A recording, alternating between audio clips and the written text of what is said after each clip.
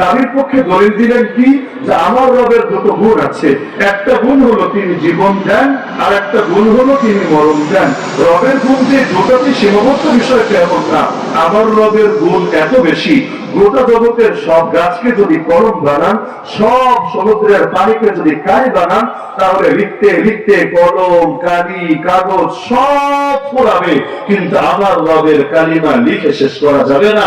কুল্লাউ Canal বাহরু মিদাদা লিকালিমাতি রাব্বি লানাফিদাল বাহরু ক্বাবলা আন তানফাদা কালিমাতু রাব্বি ওয়ালাউ জিনা বিমিসলিহি মাদাদা। রবের গুণের তো অভাব নাই, দুইটা পয়েন্ট টান দিলেন। বিতর্ক তো বিতর্কই। এখন কেন টান দিয়েছেন? কারণ এই পয়েন্টে টান দিলে নমরুদ একটা ভুল করবে। বিতর্কে অনেক সময় নিজে নিজে খাল কাটা লাগে। কেন? কুমির ঢোকে, কুমির ঢুকলে কি হবে? ঢুকবে তার নিজের ইচ্ছায়, বের আর হতে পারবে না নিজের ইচ্ছায়, ঢুকবে কিন্তু ওকে আটকে দেওয়া হবে। তো তিনি বললেন আমার রব তিনি যিনি জীবন দেন, যিনি মরণ দেন। চাইলে আরো বহুত কিছু বলতে পারতেন, বলেন নাই। এখন তাগুত নমরুদ এই ফাঁদে পা দিয়ে বসেছে। সে বললো, হায় রে, এইটা নাকি রব হওয়ার দলিল? তাহলে তোর দলিল শেষ, আমি এবার রব বলে প্রমাণিত। কিভাবে? আমি অমিত, আমি না জীবন দেই, আমি না মরণ দেই। কিভাবে? জেল থেকে দুইজনকে ডেকে আনলো, দুই কয়েদি দিয়ে একজনকে ছেড়ে দিল, আর একজনকে মেরে ফেললো। বলদে বললো, দেখ এই যে জীবন দিলাম, এই যে মরণ দিলাম। যদিও এটাকে জীবন দেওয়া বলে না, এটাকে মরণ দেওয়া বলে না। কারণ জীবন যদি ওই দিয়ে থাকে, তাহলে জীবন পাওয়ার আগে জেলে ঢুকানো কিভাবে? মনে করেন আমি যদি চ্যালেঞ্জ দিই গোটা বাংলাদেশ না গোটা দুনিয়ার সবাইকে, পারলে আমার নাতিরে জেলে ঢুকাতো, একেবারে চ্যালেঞ্জ দিব, 1 কোটি টাকা চ্যালেঞ্জ। যদি পারো আমার নাতি, যদি 1 কোটি নাই আমার কিছু বসলেও হবে না, এমনি বোঝার সাথে বলছি, যে আমার নাতিরে পারলে জেলে ঢুকাতো, পৃথিবীর কারো সাধ্য নেই আমার নাতিরে জেলে ঢুকাবে। কারণ আমার ছেলেই হলো পিচ্ছি, নাতি আসবে থেকে। তো যার জীবন নাই তার জেলে ঢুকানো যায়? তাহলে সে যাদেরকে মুক্ত করলো ওদেরকে জীবন সে দিয়েছে না জীবন আটকে গিয়েছিল? স্পষ্ট আটকে গিয়েছিল। এখন আপনি বলতে পারেন নবী ইব্রাহিম তো এই পয়েন্টে ধরতে পারতেন, এই পয়েন্টে ধরলেন না কেন? না রে ভাই, বিতর্কের খেলা আপনি বোঝেন না, খেলা এখানে অন্য জায়গায়। প্রথমে নবী ইব্রাহিম দলিল দিয়ে ওর রেসপন্সিবিলিটি দেখে নিলেন যে সে কেমন আচরণটা করে। দেখলেন ও শুধু কথাই শেষ না, কাজেও এটার প্রকাশ ঘটিয়ে থাকে। মুখ দিয়েও বলে, কর্ম দিয়েও সেটার পক্ষে দলিল দিয়ে থাকে। মুখ দিয়েও বললো জীবন দেই, মরণ দেই, আবার কাজেও দুইজনকে ডেকে একজনকে ছেড়ে দিল আর একজনকে মেরে ফেললো। তার মানে সে শুধু কথাই বিশ্বাসী না, কথায়ও বিশ্বাসী, কাজেও বিশ্বাসী। আর কি লাগে? এবার দ্বিতীয় বাক্য আসল টিকটা ছুড়ে ফেললেন। তাহলে শোন বাবা, আমার রব তিনি যিনি পূর্ব দিক থেকে সূর্য ওঠান পশ্চিম দিকে নিয়ে ঢোকান। ফাতি বিহা মিনাল মাগরিব আল আমরু লা ইয়াক্তাজি তাকরার আল আমরু লা ইয়াক্তাজি ইল্লা দাফআতান ওয়াহিদা। তুই পারলে একবার পশ্চিম দিক থেকে সূর্য ওঠা দেখি।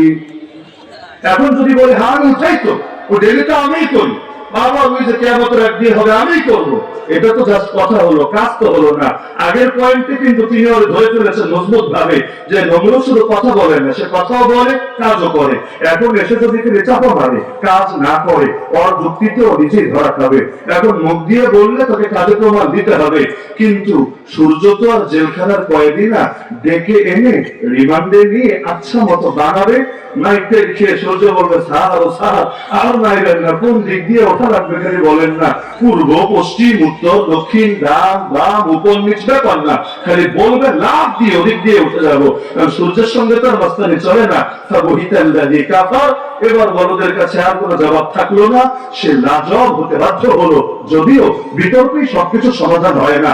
বাংলাদেশে অনেকে ভাবে এই নাস্তিকদের সঙ্গে ডায়লগ করলে, এই কাদিয়ানি বিভিন্ন বাতিল বাতিল দল এদের সঙ্গে ডিবেট করলে মনে হয় কেচ্ছা কত ভাবে, কিচ্ছু হবে না ভাই।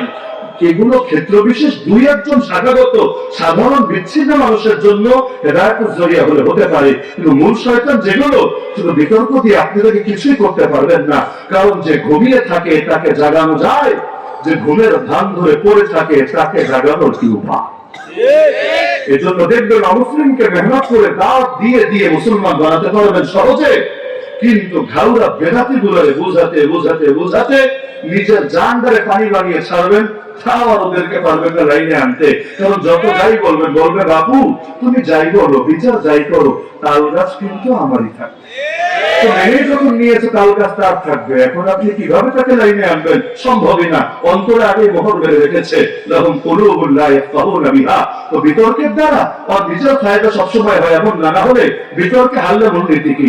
আমি হারলে আমি তোমারটা গ্রহণ করব, তুমি হারলে তুমি আমারটা গ্রহণ করবে, এর নামে তো বিতর্ক। বিতর্ক কাকে বলে? এটাকেই তো। ধরুন বেদাতীদের সঙ্গে বিতর্ক হলো, আগে শর্ত হলো এটা যে আমার যদি হারাতে পারো আমি তোমার দরবারে খাদেম হবো, জেলাতে কত খেতে পারো নিজের পকেটের টাকা দিয়ে কিনে তোমারে খাওয়াবো। আর যদি তুমি হারো তুমি এসে সব বেদাতি বাদ দিয়ে ওলামায়ে দেওবন্দের আকীদা গ্রহণ করলা। এটাই তো মূল কথা। তো নবী ইব্রাহিম যদি হারতেন, নমরুদ তাকে নমরুদের ধর্ম গ্রহণ করতে বাধ্য করতো না? নিঃসন্দেহে করতো, পিটাতে পিটাতে চামড়াই তুলে ফেলতো। কিন্তু এবার তো নমরুদই হেরেছে, তার দরকার ছিল না সে নবীর আদর্শ গ্রহণ করবে? করেছিল? করে নাই। কারণ যাদের হাতে পাওয়ার থাকে তাদেরকে শুধু মুখের কথা দিয়ে দমানো যায় না। আর ফেরাউনের কাছে যুগের হামানদের বিরুদ্ধে বিচার নিয়ে গেলেও লাভ হয় না। সবসময় শুধু বিচার চাই দিয়ে সমাধান হয় না। কারণ যে বিচার চাইবেন যার কাছে, রক্ষকে যদি হয়ে যায় ভক্ষক, সমাধান আসবে কিভাবে? তো সবচেয়ে বড় ঝামেলা এখানে। তো বিতর্কে তো হারলো, কিন্তু নবীরা ধরে ঠিকই আগুনে ছুঁড়ে ফেললো। নাউযুবিল্লাহি মিন যালিক। তো এখন বলছিলাম এই জাতীয় যে ফিতনাগুলো আছে, যেগুলো সাংস্কৃতিক ফিতনা, অনেক মানুষ না বুঝেই পা দিয়ে বসে, এটা বাস্তব। অনেক মানুষের আসলেই মানসিক রোগ আছে। আজকে শাহেখ আহমদুল্লাহ জানিয়েছেন যে ওনার অফিসে একজন লোক গিয়েছে, যে বাস্তবেই মানে কোনো কারো টাকা পয়সা খেয়ে না, বাস্তবেই ছোটবেলা থেকে তার মনে হতো সে মেয়েলি স্বভাবের, সে মেয়ে, কিন্তু তার দেহটা হলো পুরুষের। পরবর্তীতে তাদের নাকি একটা অ্যাপ আছে, বিশেষ ধরনের অ্যাপ।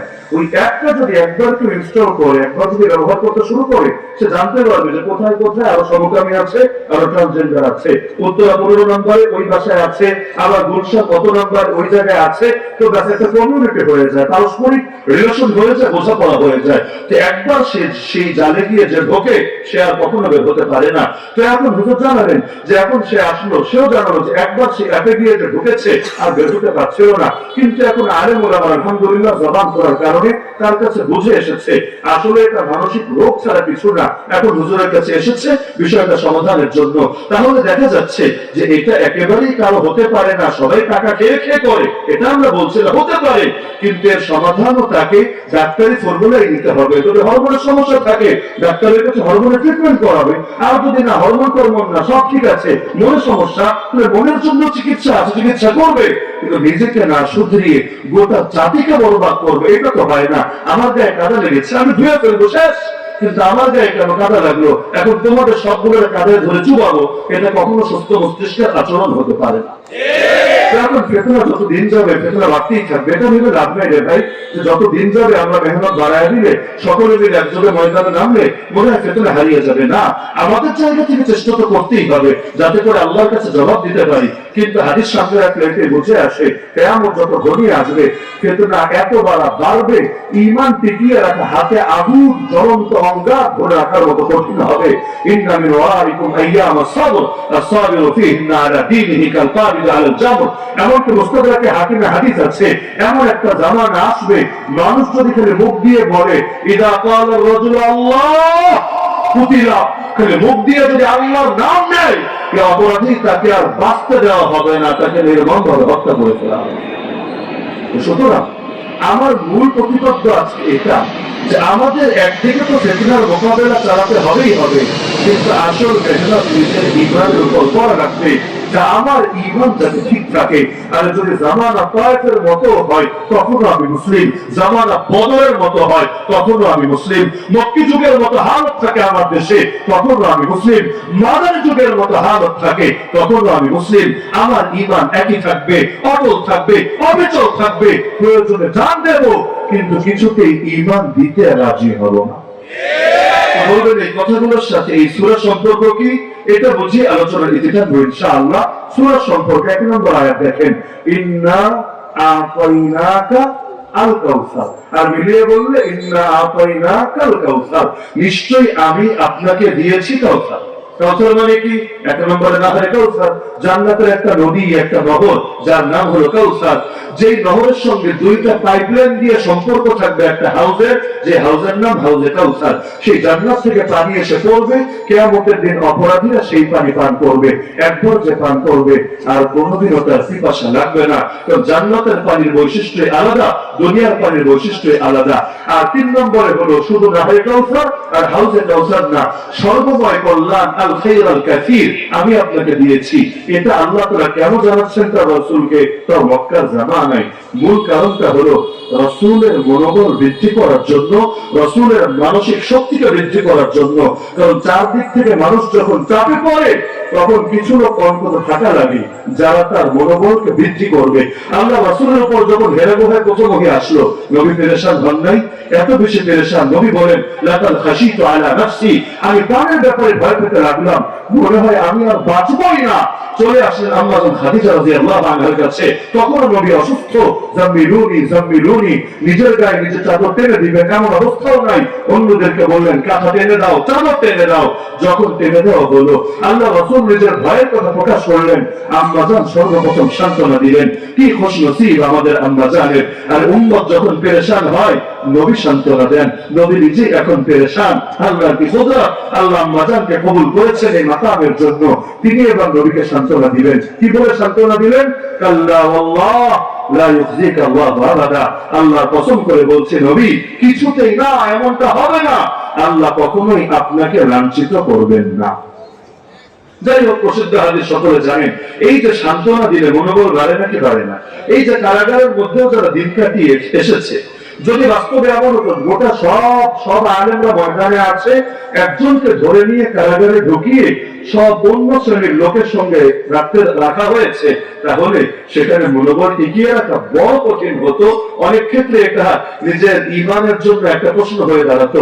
কিন্তু যখন সবাই নিয়ে একসঙ্গে জেলে ঢুকিয়েছে, না আমার মন ভাঙলে আপনি সান্ত্বনা দেন, আপনার মন ভাঙলে আমি সান্ত্বনা দিই, আমাদের তো হালত এমনই। একজনের বাচ্চা মারা যায় আর একজন এসে সান্ত্বনা দেয়, আবার সে বিপদে পড়ে এসে সান্ত্বনা দেয়। আলহামদুলিল্লাহ, তাআওয়ানু আলাল বিররি ওয়াত তাকওয়া, প্রত্যেকের দ্বারা প্রত্যেকের দিল শক্তিশালী থাকে। তা আমার রাসূলকে আল্লাহ তাআলা মক্কায় বহুভাবে শত শত আয়াত দিয়ে সান্ত্বনা দিয়েছেন। তখন আগের নবীদের ঘটনা শুনিয়ে, রাসূল এই আচরণ তো নতুন না, অতীত নবীদের সাথে একই আচরণ করা হয়েছে। কখনো মূলনীতি শিখিয়ে, মা ইউকালু লাকা ইল্লা মা কাদ কিলা লিররুসুল মিন ক্বাবলিক, ইয়া রাসূল আপনাকে যে গালিগুলো দেওয়া হচ্ছে নতুন কোনো গালি না, এই কথাগুলো আপনার পূর্বে যারা এসেছে তাদেরকেও বলা হয়েছে। ওয়ালাকাদ কুযযিবাত রুসুলুম মিন ক্বাবলিক, আপনার পূর্বের রাসূলদেরকে মিথ্যাবাদী বলা হয়েছে।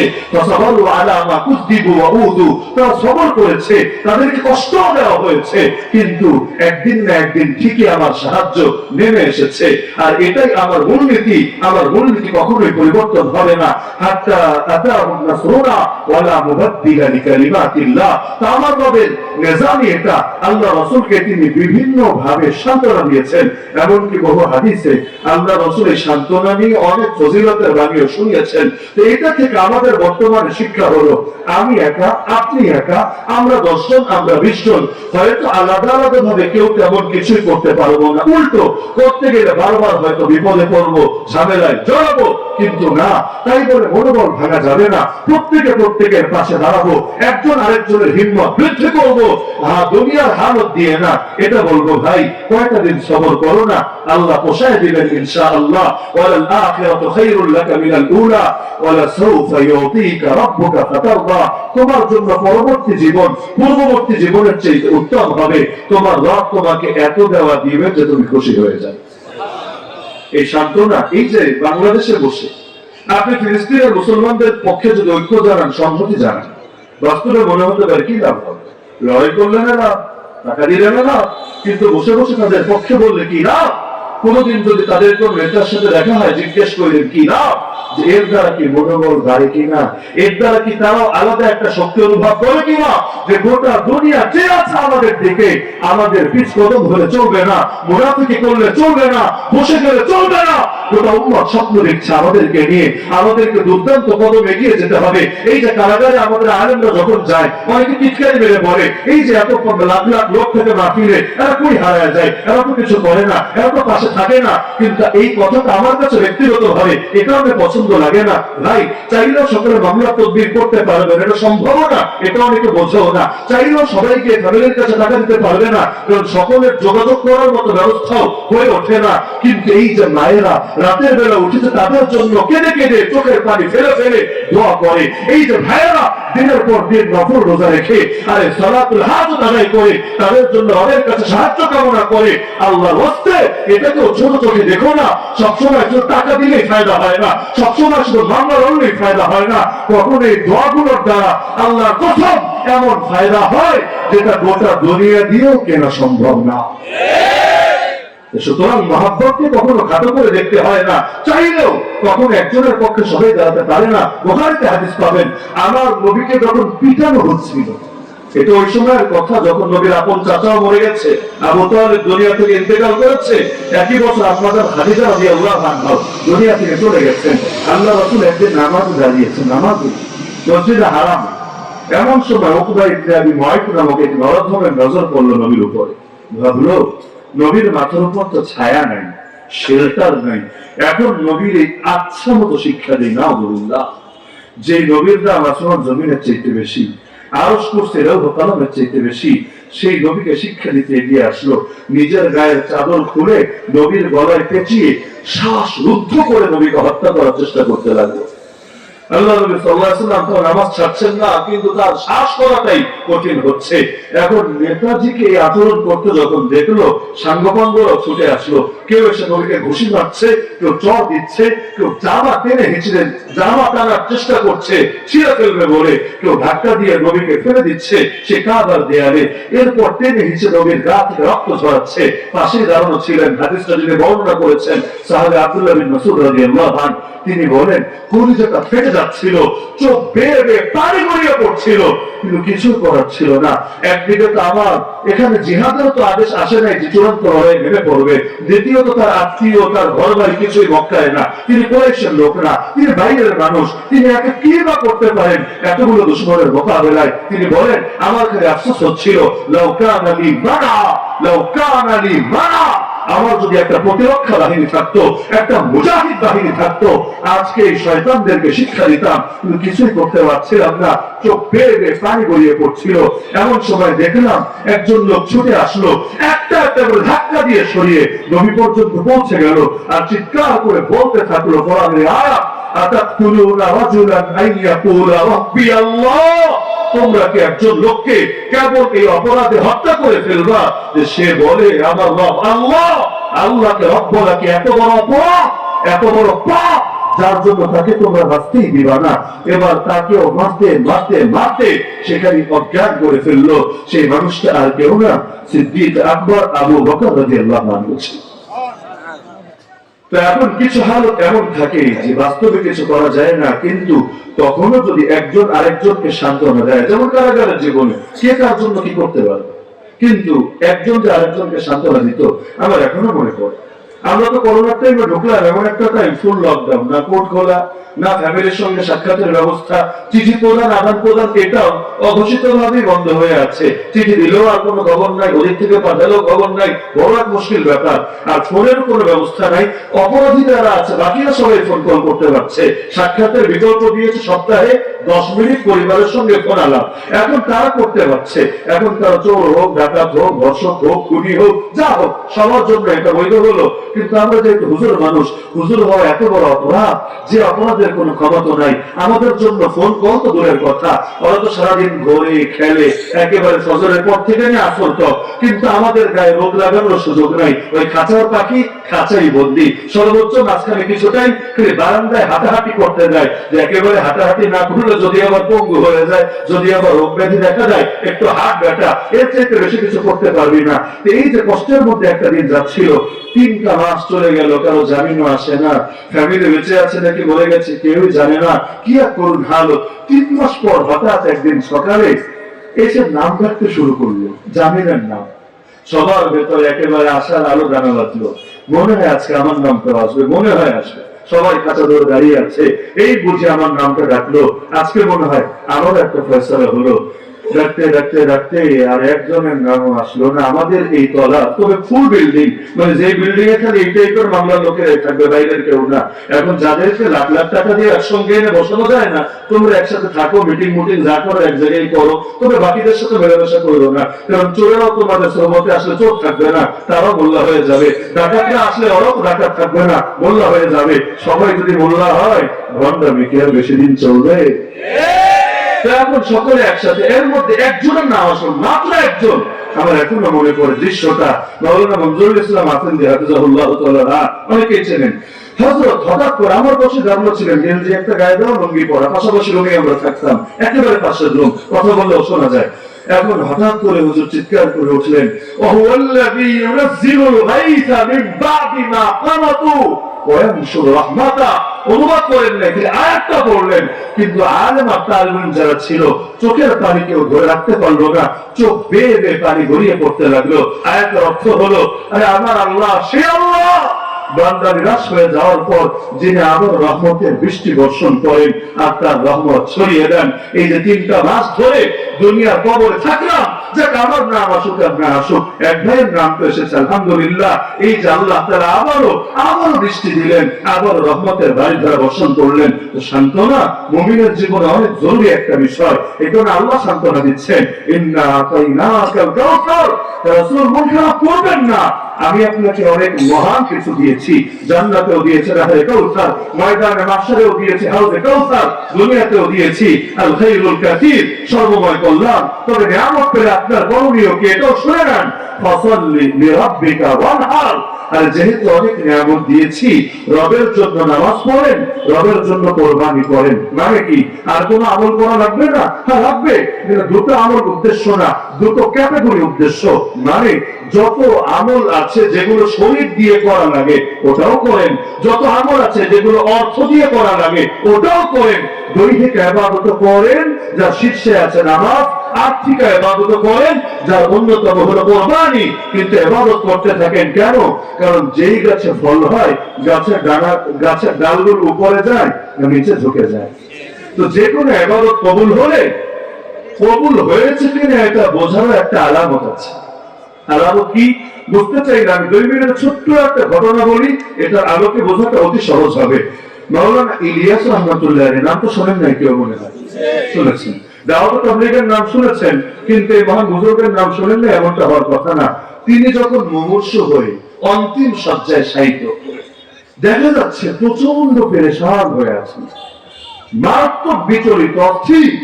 সকলে তো অবাকের ব্যাপার কি, হচ্ছেটা কি? সেখানে উপস্থিত ছিলেন আল্লামা তাকিউস উসমানী হাফিজাহুল্লাহ সম্মানিত পিতা মুফতি আজম পাকিস্তান আল্লামা মুফতি শফি নওয়ারুল্লাহ তাআলা। তিনি প্রশ্নই করে বসলেন, হযরত এই সাকারাতের হালতে অন্তিম শয্যায় আপনি এত পেরেশানি কিসের জন্য করছেন? কি হয়েছে আমাদেরকে বলেন, আমরা দেখি কোনো হেল্প করা যায় কিনা। এই টাইমে এত পেরেশান আপনাকে দেখতে আমাদেরও তো দিলে কষ্ট লাগছে। তিনি বললেন, দেখো মাওলানা, আমার একটা জিনিস নিয়ে বড় দুশ্চিন্তা হচ্ছে। এই দুশ্চিন্তা দেখবেন অধিকাংশ সকল হকপন্থী আলেমের মধ্যে আপনি পাবেন। তিনি বলছেন, দেখো মাওলানা, আল্লাহ আমার দ্বারা একটা মেহনত জারি করিয়েছেন। রাসূল বলেছেন, যে ব্যক্তি ইসলামের মধ্যে কোনো উত্তম ধারা জারি করে যায়, নিজের সওয়াব তো পাই, পরবর্তীতেও যারা এর আলোকে আমল করে তাদের সওয়াব পেয়ে যায়। তবে এর কারণে অন্যদের আমল কমে না, সওয়াব কমে না, অন্যরাও ফুল পায়, সেও ফুল পায়। কিন্তু নবী এটাও বলেছেন, কেউ যদি ইসলামে কোনো মন্দ তরিকা চালু করে যায়, নিজের গুনাহ তো পাই, পরবর্তীতেও যারা এর আলোকে মেহনত করে সকলের গুনাহ দিয়ে তার কাজে অর্পিত হয়। আবার এর দ্বারা অন্যদের গুনাহ কমে না। আমার তো বড় ভয় লাগছে।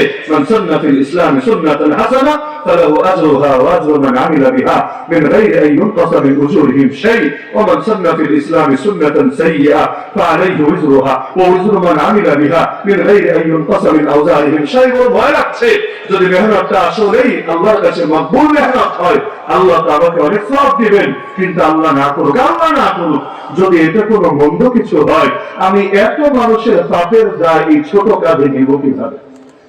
ভাবতে পারেন কি বিনয়। আমাদের মতো না যে কয়েকটা মাস সময় লাগে, এখন মসজিদের ইমামরাও করে না, আলেম ওলামারাও করে না। আমাদের আলেম ওলামা লাগে না, এখন নিজেরাই হয়ে যায় জামানার কুতুব।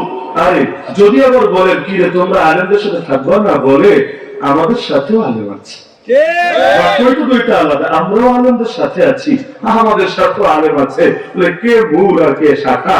টাকা দিলে ওই ভণ্ডদের দরবারেও টুকটাক মৌলবী পাওয়া যায়। কারণ আপনাদের দরবারে মৌলবী নাই, মাইজবান্ডারের দরবারে নাই, দেওয়ানবাড়ি দরবারে নাই।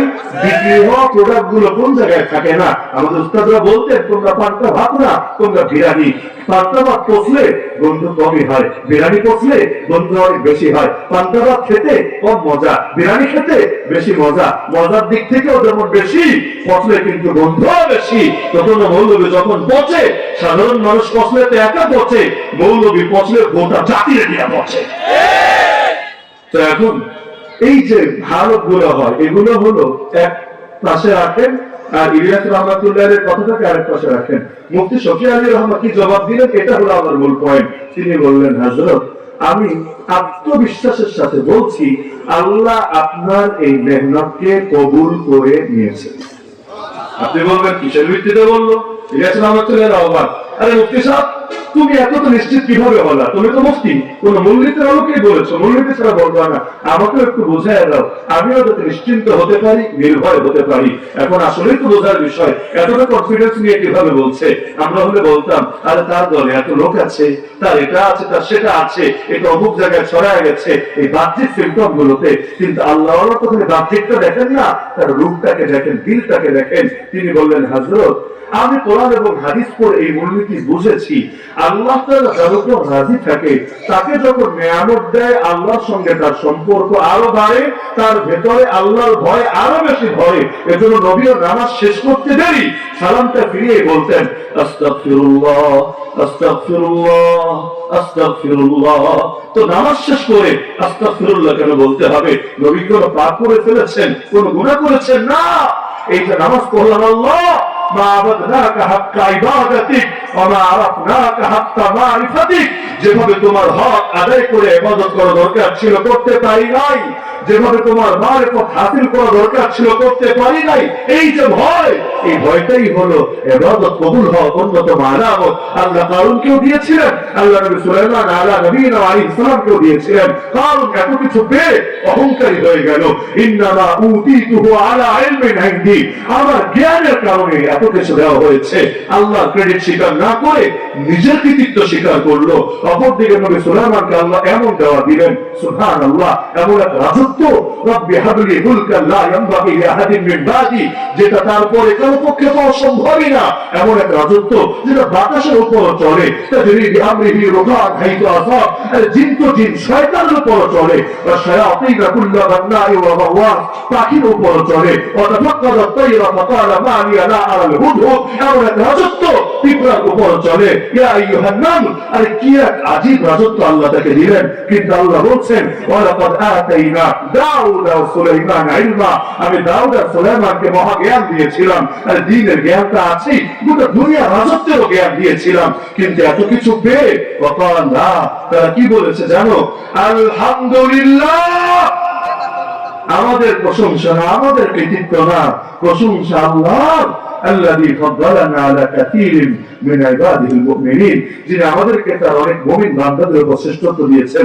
আমাদের যে কোনো মুরব্বী আলেমের কাছে সাক্ষাৎ করতে যান, 1000 জনকে দেখেছে, 1000 জনকে এই কথাটাই বলে, অন্তত বিদায়ের আগে হলেও, বাবা আমার জন্য এই দোয়াটা করো, আল্লাহ যাতে খাতেমা বিল খায়র নসিব করে।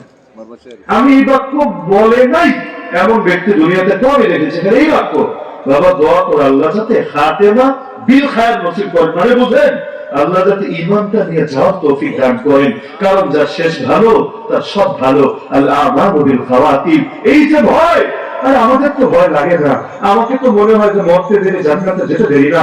নবীর সাহাবী হানজালা রাস্তায় বের হয়ে হয়ে বলে, না পাতা হানজালা, না পাতা হানজালা, ভয় লাগছে, আমি মনে হয় মুনাফিক হয়ে গেছি। ওমরের মতো জান্নাতের সুসংবাদপ্রাপ্ত সাহাবী হুযায়ফা রাদিয়াল্লাহু আনহু কাছে গিয়ে বলে, হুযায়ফা, নবী তো তোমাকে মুনাফিকদের তালিকা দিয়ে দিয়েছেন, সবার নাম বলা লাগবে না, আমাকে খালি এতটুকু বলো না, আমি পাপী ওমরের নাম ওই লিস্টে নাই তো? ইবাদত যখন কবুল হয়, দিলের মধ্যে ভয় বাড়ে, সফলতা যত আসে আল্লাহর সঙ্গে সম্পর্ক তত বাড়ানো লাগে। এজন্য বিজয়ের কথা বলে আল্লাহ ইবাদতের কথা বললেন, ইযা জাআ নাসরুল্লাহি ওয়াল ফাতহ ওয়া রাআইতান নাসা ইয়াদখুলুনা ফি দীনিল্লাহি আফওয়াজা যখন আল্লাহ সাহায্য আর বিজয় আসবে, আপনি দেখবেন মানুষ দলে দলে মুসলমান হচ্ছে। তখন কাজ কি জানেন? তাসাব্বিহ বিহামদি রাব্বিকা ওয়াস্তাগফির, রবের প্রশংসা সহ তাসবিহ পাঠ করেন, সুবহানাল্লাহি ওয়া বিহামদি, সুবহানাল্লাহি ওয়া বিহামদি, আর ইস্তিগফার করেন, আস্তাগফিরুল্লাহ আস্তাগফিরুল্লাহ ইন্নাহু কানা তাওয়াবা, নিশ্চয়ই তিনি তওবা কবুল করবেন। এটা হলো হকপন্থী বিজয়ী আর গণপন্থী বিজয়ীদের মধ্যে পার্থক্য। দেখেন না, দুনিয়াদাররা বিজয়ী হলে খুশিতে মেতে ওঠে, তখন আর পর্দা পশুটা রক্ষা করে না, গান বাজনা করতেও দ্বিধা করে না। আর বিয়ে থেকে আমাদের ছেলে পেলেরাই তো অনেকে দিনদারি ধরে রাখতে পারে না, ভিক্টরি চিহ্ন দেখায়, উল্লাসে মেতে ওঠে, সকল ধরনের পাপাচারে জড়িয়ে যায়। আর আল্লাহর বান্দারা এই যে খেলাফত পতনের 100 বছরের মাঝেও আল্লাহ তাদের হাতে দিন বিজয়ী করলেন। দেখেন, ওই জামানার ওমরকে দেখি নাই, এই জামানার ওমরদেরকে দেখছি। আগে শুধু কিতাবের পাতায় পড়তাম আর শাসক কিভাবে গাছের তলায় বসে দুনিয়া শাসন করে। আল্লাহ এই জামানায় এসেও দেখার তৌফিক দিয়েছেন, সুবহানাল্লাহ মাআযাল্লাহ শাআনা। আর যেমনি ভাবে একটা কৃষক চলে, একই ভাবে জামানার বাদশাহ চলে। আইনে জন্মে জব আ গায়া ওয়াক্তে নামাজ, একই সপনে খাড়ে হো গয়ে মাহমুদ আয়াত। আল্লাহ তাআলা এমন সামনের এক পরিবেশ দেখার তৌফিক দান করেছেন। আমল যখন কবুল হয়, ভেতরে ভয় বাড়ে, বিনয় বাড়ে। আর আমল যদি কবুল না হয়, বরং সেটা আল্লাহর পক্ষ থেকে ঢিল হয়, ছাড় হয়। কারণ আল্লাহ ছাড় দেন, যদিও ছেড়ে দেন না। আল্লাহ অতীতের জালেমদেরকেও ছাড়েন নাই, বর্তমান দেশটাকে ছাড়বেন কোন দুঃখে? আল্লাহ ছাড় দেন, এটা আল্লাহর নিজাম। বুখারী হাদিস, ইন্নাল্লাহা লা ইউমলি লিয-যালিম হাত্তা ইযা আখাযাহু লাম ইফলিতহু। তো নবীকে আল্লাহ শেখাচ্ছেন, নবী অনেক নিয়ামত দিয়েছে, অনেক নিয়ামত। এখন কাজ শরীর লাগায় ইবাদত করেন, মাল লাগায় ইবাদত করেন, পুরো তরিকায় মেহনত করতে থাকেন। করলে কি হবে জানেন? দুশমন কেউ টিকবে না। দুশমনের মোকাবেলা আপনি আর কি করবেন? ওয়াকাদ মাকারু মাকরাহুম ওয়া ইনদাল্লাহি মাকরুহুম ওয়া ইন কানা মাকরুহুম লিতাজুলা মিনহুল জিবাল।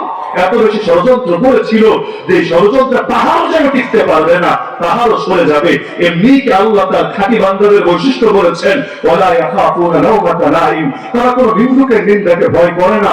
আল্লাহ সাক্ষী, যারা গালিকে ভয় করে, সমালোচনাকে ভয় করে, নিন্দাকে ভয় করে, তারা কোন জামানায় হকের উপর টিকে থাকতে পারে না। এই জামানায় আপনি তো হকের কথা বলতেই পারবেন না যদি আপনি মানুষের গালিকে ভয় করেন। কিন্তু আসলেই যদি হকের সৈনিক হন, আপনি বলবেন, আর তোদের চোখে হকের পথে চলা, হকের কথা বলা যদি জঙ্গিবাদ হয়, তোরা কান ধরে শোন।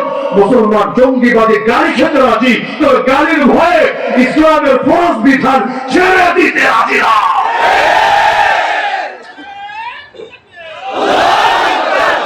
নারায়ে তাকবীর, আল্লাহু আকবার, নারায়ে তাকবীর, আল্লাহু আকবার। আরে আসসালামু আলাইকুম সাহেব, এগিয়ে আসুন। আরে আসসালামু আলাইকুম সাহেব, জিন্দাবাদ। উত্তরের সঙ্গে এরকম তাকবীর মানায় না। পরিবেশটা যেমন তাকবীরও হবে এমন, সিংহদের তাকবীরও সিংহের মতোই হওয়া উচিত। না হয় দিয়েন না, ব্যাপার না, তবে দিলে এমন ভাবে দিবেন আসমান জমিন কাঁপবে। আল্লাহর কথা বলতে কিসের ভয় আছে? জয় শ্রীরামের তাকবীরে যদি দুনিয়া কাঁপতে পারে, আল্লাহু আকবার তাকবীরে দুনিয়া কাঁপবে ইনশাআল্লাহ। নারায়ে তাকবীর, নারায়ে তাকবীর, আল্লাহু আকবার। ইসলামের শত্রুরা হুঁশিয়ার, সাবধান। ইসলামের শত্রুরা হুঁশিয়ার, সাবধান। উলামায়ে দেওবন্দ জিন্দাবাদ, জিন্দাবাদ। নারায়ে তাকবীর, আল্লাহু আকবার। তো শেষ বাক্যে আল্লাহ রাসূলকে সান্ত্বনাটাই দেওয়া হচ্ছে। আমি মাঝে মধ্যে চিন্তা করি, ওই জামানার অমুসলিম ব্যক্তি আবু তালেব তো মুসলমান হয় না, এটা হয়েছে হয় নাই, জান্নাতি না জাহান্নামী? নিঃসন্দেহে জাহান্নামী, যদিও জাহান্নামে সবচেয়ে হালকা আযাব পাবে। মাঝে মধ্যে চিন্তা করি, ওই জামানায় অমুসলিম আবু তালেব যে সৎ সাহস দেখিয়েছে, এই জামানায় আমরা ওল্ড মুসলিমরা, নমুসলিম বলছি না, আমরা ওল্ড মুসলিমরা ওই সাহস দেখাতে পারছি না। আবু তালেব গোটা কুরাইশকে চ্যালেঞ্জ করে বলেছে, কুরাইশ কান খুলে শোন, যতদিন আমি জিন্দা আছি তোরা মুহাম্মাদের কোনো ক্ষতি করতে পারবে না। যদি মুহাম্মদ পর্যন্ত পৌঁছতে হয়, হাত্তা ওয়াসসাদা ফিত তুরাবি দাফিনা, আগে মাটিতে আমার কবর রচিত হবে, আমার লাশের উপর, কবরের উপর পাড়া দিয়ে যাবি। কিন্তু যতদিন আমি জিন্দা আছি, আমার ভেতরে প্রাণ আছে, আমার ধমনীতে রক্ত প্রবাহিত হবে, ততদিন পর্যন্ত তোরা মুহাম্মাদের ধারে কাছেও বসতে পারবে না। আমি চিন্তা করি, 16 কোটি মুসলমান বসে এই কথা বলতে পারে না নবীকে দেখি নাই, নবীর ওয়ারিসদেরকে তো দেখেছি। যতদিন আমরা জিন্দা আছি নবীর কোন ওয়ারিসের গায়ে টোকাও লাগাতে পারবা না। 180 কোটি মুসলমান মিলে বলতে পারে নাই যতদিন, আর 180 কোটি তো দূর কি বাপ, একজন মুসলমান জিন্দা আছে ততদিন পর্যন্ত দুনিয়ার বিশ্ব কুফরি পরাশক্তি তোদের স্বপ্ন কিছুতেই বাস্তবায়িত হবে না, বরঞ্চ বারবার দুঃস্বপ্নে পরিণত হবে। একজন মুসলমান জিন্দা থাকতেও তোরা লাক্সা ভেঙে থার্ড টেম্পল বানাতে পারবি না। একজন মুসলমান জিন্দা থাকতেও তোরা রাম মন্দির উদ্বোধন করতে পারবি না। একজন মুসলমান জিন্দা থাকতেও তোরা দেশে দেশে মুসলমানদের রক্তের হোলি খেলা খেলতে পারবি না। যদি ইসলামকে নিশ্চিহ্ন করতেই হয় পৃথিবীর সর্বশেষ মুসলমানটাকে আগে মারতে হবে। একজন মুসলমান যতদিন জিন্দা আছে একাকী হলেও তোদের বিরুদ্ধে লড়াই চালিয়ে যাবেই যাবে।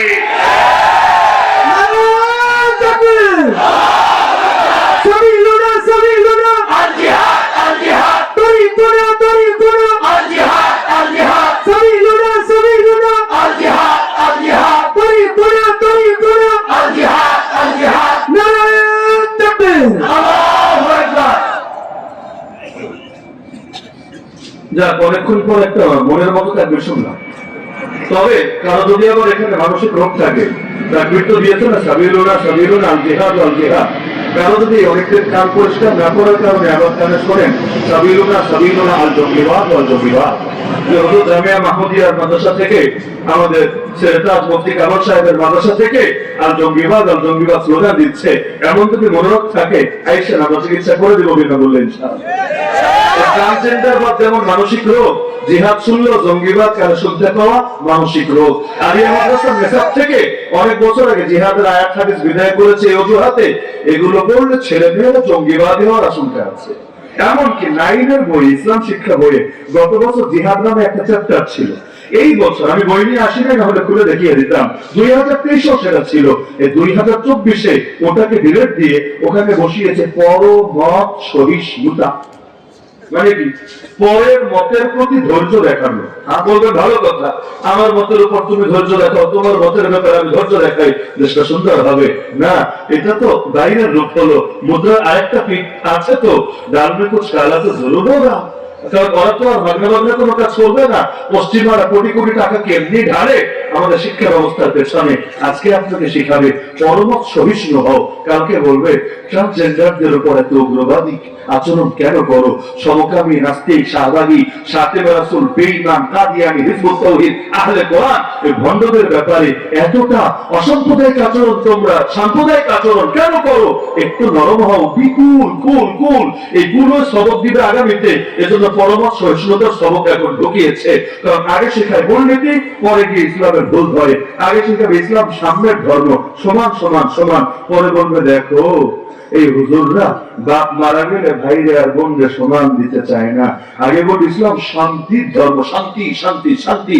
পরে বলবে দেখেছো ইসলামে নাকি বদরও আছে, উহুদও আছে, খন্দকও আছে।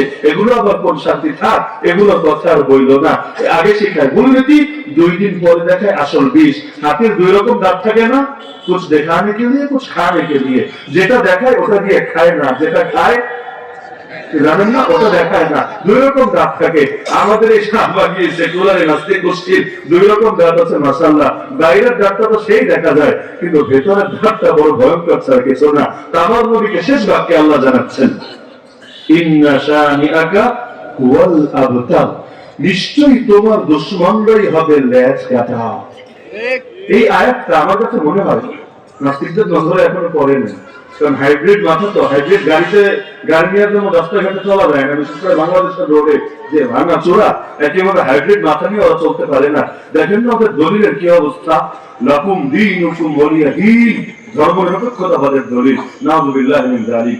86টা পড়েছি, এটা হলো আউল বাউল লালনের গানের দলিল। ওয়াবুদ রাব্বাকা হাত্তা ইয়াতিয়াকাল ইয়াকিন, মানে হলো নামাজ পড়া লাগবে না, সিদ্ধি পাতা খেয়ে মাজারে মাজারে পড়ে থাকলেও চলবে, দিলে ইয়াকিন পয়দা হয়ে গেলেই হবে। আবার ইয়া আইয়ুহাল্লাযীনা আমানু সাল্লু আলাইহি ওয়া সাল্লিমু তাসলিমা, মুমিনরা নবীর সাথে দুরূদ পড়ো, সালাম পড়ো। কারণ তাসলিমা আল্লাহ লিখেছে আলিফ সহকারে। তাসলিমা লিখতে মিমের পরে কি লাগে? আলিফ লাগে। এটা দিয়েও দলিল দেয়। আর আরে মিমের পর আলিফ বলল কিসের জন্য? আল্লাহ তো সব পারেন, আল্লাহ চাইলে আলিফ ছাড়া বলতে পারতেন, আলিফ দিয়ে বললেন কিসের জন্য? বলো তো শ্রোতারা, আলিফ কি খাড়ায় থাকে না বৈশা থাকে? এখন বসা আলিফ, সোয়া আলিফ এরকম নাম তো জীবনে কেউ শোনে না, চিরকাল শুনেছে খাড়া আলিফ। শ্রোতারা বলে হুজুর আলিফ তো খাড়া থাকে। বলে হ্যাঁ বুঝেছো, কোরআনে আল্লাহ বলেছেন নবীর শানে দুরূদ আর সালাম পড়তে হবে খাড়ায়া খাড়ায়া। দলিল হলো কোরআনের সূরা আহজাবের আয়াত। এরকম দলিল বাংলাদেশে দেয় নাকি দেন? বহু রকম দলিল, বহু রকম দলিল।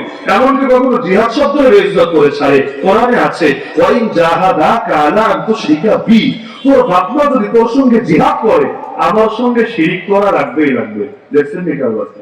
বাপমা জিহাদ শুরু করেছে কেন? শিরিক কায়েমের জন্য, পোলাপানদের শিরিকে লিপ্ত করবে এটার জন্য। এখন এগুলো দিয়ে ওই কিছু কিছু হিন্দুত্ববাদীরাও ওরাও নিজেদেরকে মুজাহিদ বলে দাবি করে। মাঝে মধ্যে পত্রপত্রিকা খুললে দেখবেন ভারত পাকিস্তানের বর্ডারে দুই দেশের বর্ডার সংরক্ষণকারী যারা, বর্ডার গার্ড যারা, এদের মধ্যে লড়াই হয়েছে। লড়াই হয়ে 10 জন হিন্দু বিএসএফ নওজওয়ান শহীদ হয়ে গেছে। কেমন শহীদ হচ্ছে? জিহাদ শব্দ নিয়ে তাদের চুলকানি, আর শহীদ হয় কেমনে? আমাদের বলেন আরে তুই যখন মুজাহিদ হতে না পারিস শহীদ হবি কেমনে? এটাই তো প্রশ্নের বিষয়। কিন্তু না, আগে শর্ত পালন করবে না, তবে ফলাফল ভোগ করতে আবার মতো কম করবে না। বাংলাদেশে ধান্দাবাজি ভালোই চলে। দেখেন না, আমার তো এটাই বুঝে আসে, এতকাল ধরে আমি বুঝি না। নাম দেয় মিলাদ মাহফিল। নাম কি দেয়? ওই যে শুক্রবার শুক্রবার অনেক মসজিদে যেতে হয়, আমি মাহফিলের কথা বলছি না। শুক্রবার নামাজের পরে বসে দোয়া দুরূদ পরে যাওয়ার সময় জিলাপি মোবারক, হালুয়া মোবারক বিতরণ করে দেয়। নাম দেয় মিলাদ মাহফিল। মিলাদ মানে জন্ম। কার জন্ম? আল্লাহ রাসূলের জন্ম। মাহফিল মানে সভা। তার মানে এখানে নবীর জন্ম নিয়ে আলোচনা হবে। কিন্তু ছোট থেকে বড় হয়েছে, কখনো দেখি নাই এই জাতীয় মসজিদগুলোতে নামাজের পরে আলাদা করে নবীর জন্ম নিয়ে আলোচনা করে। চিরকাল দেখেছি দোয়া দুরূদ পরে গজল টজল গায়, কি কি জানে উর্দু ফার্সি, তারা বলে আমার তো বলাও নেই, আমি পারিও না, শোনাতে পারবো না। তো এখন দেখা যায় এগুলো তারা বলে নাম দিয়েছে মিলাদ মাহফিল। তাও আবার এমন এসকে এসকো, যদি জিলাপির ঠোঙ্গা না থাকে লোকে বসতেই চায় না। আগে ঠোঙ্গা মসজিদে ঢুকতে হবে, নজরে আসতে হবে, নাক মোবারকে ঘ্রাণ যেতে হবে, কলিজাটা আগে ঠান্ডা হবে, তারপর কষ্ট করতে রাজি হবে। বলবো মাগনা মাগনা দোয়া চলে না হুজুর? দোয়ায় যদি কিছু হাদিয়া না থাকে ওই দোয়া দিয়ে কোনো কাজ হবে না। আর আমাদের নেচার তো হয়ে গেছে মাশাআল্লাহ, টাকা যত বড় দোয়ার পাওয়ার তত আলাদা। 10 লাখ টাকা দামের দোয়া 10 টাকা দামের দোয়া সমান হয় না। টাকা যত বেশি হয় দোয়া তত বেশি হয়। এজন্য দেখা যায় অনেক সময় সরকারি মসজিদে ইমাম আর খতিব সাহেবদের দোয়া শুনলে আমার কলিজাটা ঝরে যায়। আল্লাহ এত সুন্দর তেল মারে, এমনি কি দেশে তেলের দাম বেড়েছে? সব তেল যদি এক জায়গায় মারে গোটা দেশের গাড়ি ঘোড়া চলবে কিভাবে? এখন দেখা যাচ্ছে আল্লাহ তাআলা তার রাসূলকে জানালেন ইন্না শানিআকা হুয়াল আবতার, তোমার সাথে যতই দুশমনি করুক করা ল্যাচ কাটা হবে। যে প্রসঙ্গে বললাম যে আয়াতটা নাস্তিকদের নজরে মনে হয় যায় নাই, কেন জানেন? ওরা তো বলে আমাদের আদি পিতা নাকি বান্দর মহোদয়। শোনেন আপনারা? আমাদের আদি পিতা কে? নবী। আমরা প্রত্যেকে নবীর সন্তান। আমিও নবীর সন্তান, আমাদের হুজুর নবীর সন্তান, আপনারা সকলে নবীর সন্তান। আমাদের আদি পিতা আব্বা আদম আলাইহিস সালাম নবী। একইভাবে আমরা সকলে নূহ নবীর সন্তান। কারণ নূহ নবীর পরে দুনিয়াতে যত মানুষ এসেছে সবটা ওই 3 পুত্র হাম, সাম, ইয়াফিস, এই 3 পুত্রের থেকে এসেছে। নূহ আলাইহিস সালাম আমাদের বাবা, নাকি আপনাদের বাবা না? আদম আলাইহিস সালাম আমাদের বাবা, আর ইব্রাহিম আলাইহিস সালাম তো আমাদের জাতির বাবা। কোন জাতি? আমি বাঙালি জাতির কথা বলছি না, এটা না, আবার মুসলিম জাতির বাবা, মুসলিম উম্মার পিতা। এটা আমার কথা না, কোরআনের কথা। মিল্লাতা আবিকুম ইব্রাহিম, তোমাদের জাতির পিতা ইব্রাহিমের আদর্শে অনুসরণ করো। আমরা হলাম নবীর সন্তান, আমাদেরকে বানাতে চায় বান্দর, শিম্পাঞ্জির সন্তান। এখন ওরা যে বলে বান্দরের সন্তান, ওই মাঝে মধ্যে বইয়ে দেখবেন ছবি এঁকে দেখায়, আগে ল্যাংচা ছিল, পরে একটু সাইজ বড় হয়েছে, মাঝামাঝি এসে ল্যাংচা খুলে পড়ে গেছে, এরপর গায়ের পশম গুলা খুলে কি উঠে ডিব্বায় পরিণত হয়েছে, এখন বান্দর থেকে মানুষে এসে পরিণত হয়েছে। এগুলো হলো ওদের ব্যাখ্যা। আমি চিন্তা করি আয়াতটা যদি ওরা দেখে, এখনো হয়তো দেখে নাই, সামনে দলিল দিবে, দেখো আল্লাহ কেন বললেন যে নবীর দুশমনদের ল্যাংচা কাটা? তার মানে আগে ল্যাজ ছিল, ওরা ল্যাজ বিশিষ্ট শান্তশিষ্ট লোক ছিল, পরবর্তীতে বেয়াদবির কারণ ল্যাজ ঝরে পড়ে গেছে। কোরআন দ্বারা প্রমাণিত হয়েছে দারুইনিজম সত্য। নাউযুবিল্লাহ। বাস্তবে ভাষা না বুঝলে জটিলতা দেখা দেয়। কষ্ট পাচ্ছেন নাকি আপনারা? মূলত আমাদের হুজুর তো এখন চলে আসার কথা, এখন হুজুর আসতে দেরি করছেন, আমি একটু ধরে রাখছি আর কি, মূল আলোচনা আমার প্রায় শেষ, একটু ধরে রাখছি আর মজা দিয়ে দিয়ে একটু দীর্ঘ করছি, যাতে করে ধৈর্যটা সকলের বহাল থাকে, আর 2-4 মিনিটের মধ্যে খতম হয়ে যাবে ইনশাআল্লাহ। এই যে নবীকে বললেন আপনার দুশমনদেরই হবে লেজ কাটা।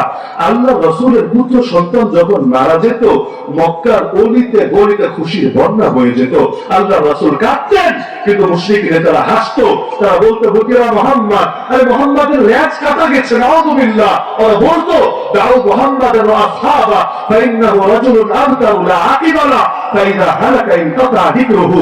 মুহাম্মদ আর তার সঙ্গীদেরকে নিয়ে টেনশন ছেড়ে দাও, সে এক লেজ কাটা লোক, যার আর বংশ নাই, যদি একবার মরে পরে স্মরণ করার মতো লোক দুনিয়ায় থাকবে না, নাউযুবিল্লাহ মিন যালিক। ওরা ভেবেছে বংশের বাতি জ্বালাবে সন্তানরা, আল্লাহ জানান আল্লাহ রাসূলের বাতি জ্বালাবেন স্বয়ং আল্লাহ। আল্লাহ জানিয়ে দিলেন, হে নবী তুমি লেজ কাটা হবে না, যারা তোমার দুশমন ওরাই হবে লেজ কাটা। কেন? এটা বলে দিতে চাচ্ছি, ফাআম্মা যাবাদু ফায়াযহাবু জুফাআ ওয়া আম্মা মা ইয়ানফাউন নাস ফায়ামকুতু ফিল আরদ। ফেনা শুকিয়ে নিঃশেষ হয়ে যায়, আর যেটা উপকারী এটা পৃথিবীতে রয়ে যায়। আল্লাহ মূলনীতি দিয়ে জানিয়েছেন বাতিল টিকবে না, হক হারাবে না। বাতিল জিন্দাবাদ না, আর হক মুর্দাবাদ না, বরং হক জিন্দাবাদ, বাতিল মুর্দাবাদ। ওয়াকুল জাআল হক ওয়া যাহাকাল বাতিল ইন্নাল বাতিলা কানা যাহুকা। এই কারণে হকের সৈনিক হলে ভয় পাবেন না, মনোবল হারাবেন না, বিজয় আপনার পদচুম্বন করবেই করবে ইনশাআল্লাহ। শুধু সামান্য সবর লাগবে, আল্লাহ কখনোই নিরাশ করবেন না। মনে থাকবে তো ইনশাআল্লাহ, থাকবে তো ইনশাআল্লাহ। এই যে 3টা আয়াত, একেবারে ক্ষুদ্র 3টা আয়াত, ইন্না আতাইনাকাল কাউসার, নিশ্চয়ই আমি আপনাকে দিয়েছি কাউসার, এটা হলো সান্ত্বনা। এখন নিয়ামত পেলে করণীয় কি? ফাসাল্লি লিরাব্বিকা ওয়ানহার। দেহ দিয়েও ইবাদত করেন, নামাজ পড়েন, মাল দিয়েও ইবাদত করেন, কুরবানি করেন, আর টেনশন নেবেন না, টেনশন নেওয়ার কোনো কারণ নেই। ইন্না শানিয়াকা হুয়াল আবতার। কত বাতিল আসবে আর যাবে, হক পৃথিবীতে যেমন ছিল তেমনই থাকবে। বাতিল নিয়ে সিরিয়াস হওয়ার কোনো কারণ নাই, কারণ বাতিলেরই লেজ কাটা যাবে। এই সূরাটা নিয়মিত পড়েন তো নামাজে নাকি? পড়েন না আপনারা? যখন পড়বেন দিল থেকে বের করবেন, এতে ইনশাআল্লাহ নামাজে খুশু-খুশুও বৃদ্ধি পাবে, মনোযোগও বহাল থাকবে, আর ইনশাআল্লাহ দিনকে দিন এই শিক্ষাটাও কলিজার মধ্যে গিয়ে ঢুকবে। ইদা তাকাররারা, নামাজে যে বাক্যগুলো পড়েন, আমার একটা অনুরোধ থাকবে, হাত ধরে অনুরোধটা করে যাই, যে আমার অনুরোধ থাকবে যে বাক্যগুলো নামাজে পড়েন, আল্লাহর ওয়াস্তে আলেম ওলামার কাছে গিয়ে এগুলো বুঝে নেওয়ার চেষ্টা করবেন। এতে কি হবে জানেন? তখন শুধু মুখ থেকে বের হবে না, দিল থেকে বের হবে ইনশাআল্লাহ। ফিলিংসটাই আলাদা হবে, আর দিল থেকে বের হলে ওই তো আরশ পর্যন্ত পৌঁছতে সময় লাগে না। ইহদিনাস সিরাতাল মুস্তাকিম, কি সুন্দর দোয়া। আবার দোয়ায় কুনুতে যা পড়ি কত উত্তম দোয়া, দোয়ায় মাসুরা হিসাবে যেগুলো পড়ি কত দামি দোয়া। আল্লাহ এবং তার রাসূলের দোয়াগুলো যখন দিল দিয়ে বের করবেন, বিশ্বাস করেন ঈমানের রওনাকে চেঞ্জ হবে। তো লা ইলাহা ইল্লাল্লাহ জিকির অর্থের দিকে খেয়াল করে 100 বার করেন, আর অর্থের দিকে খেয়াল না করে 1000 বার করেন। আমি গ্যারান্টি দিয়ে বলবো, যদি খেয়াল করে করে জিকির করেন, দেখবেন একবার জিকির করলে অন্তরে আলাদা চাপ পড়ে। আলহামদুলিল্লাহ, আমাদের বুজুর্গরা এজন্য বলে দেন না, লা ইলাহা বলার সময় খেয়াল করবা, দিল করে খালি করে দিলাম। আরে হারাম তো বের করলামই, বাতিল তো বের করলামই, তাগুত তো বের করলামই, যেগুলো হালাল কিন্তু দুনিয়া, ওটাও বের করে দিলাম। কারণ দিল একটা, এই দিলে থাকবে না একজন, নাম তার আল্লাহ। লা ইলাহা সব বের করে দিলাম, ইল্লাল্লাহ খালি আমার আল্লাহ রাখলাম। এবার খেয়াল করে করে জিকির করলে ফায়দা হয় নাকি হয় না? হয়। এজন্য নামাজের বাক্যগুলো দিল দিয়ে পড়বেন, ফায়দা হবে ইনশাআল্লাহ। ওয়া আখিরু দাওয়ানা আলহামদুলিল্লাহি রাব্বিল আলামিন। বুলবুল মাহফিল শাইখুল হাদিস হযরত মাওলানা মোর্শেদ আলম কাসেম হাফিজাহুল্লাহ এসেছেন। হযরত ইনশাআল্লাহ আলোচনা করবেন, আমরা আখিরি মঞ্জত করে যাব ইনশাআল্লাহ। আমরা সকলে দিল দিয়ে